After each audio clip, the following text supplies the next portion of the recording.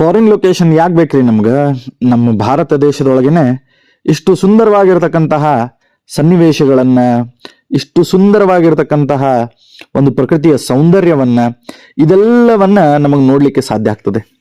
ಹಂಗಿರ್ತಿರ್ಬೇಕಾದ್ರೆ ನಾವು ಬೇರೆ ಬೇರೆ ದೇಶಗಳನ್ನ ಸುತ್ತುವ ವ್ಯಾಮೋಹ ಬಿಟ್ಟು ನಮ್ಮ ದೇಶವನ್ನ ಜಮ್ಮು ಕಾಶ್ಮೀರದಿಂದ ಹಿಡ್ಕೊಂಡು ಕನ್ಯಾಕುಮಾರಿವರೆಗೂ ಕೂಡ ನೋಡುವಂತಹ ಒಂದು ವಿಶಿಷ್ಟವಾದಂತಹ ಧೋರಣೆಯನ್ನ ಇಟ್ಕೊಳ್ಬೇಕು.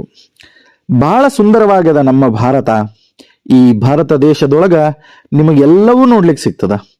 ಬಿಸಿಲು ಬೇಕು ಅಂತಂದ್ರ ಬಿಸಿಲು ಸಿಗ್ತದ, ಮಳಿ ಬೇಕು ಅಂತಂದ್ರ ಮಳಿ ಸಿಗ್ತದ, ಸ್ನೋ ಬೇಕು ಅಂತಂದ್ರ ಸ್ನೋ ಸಿಗ್ತದ.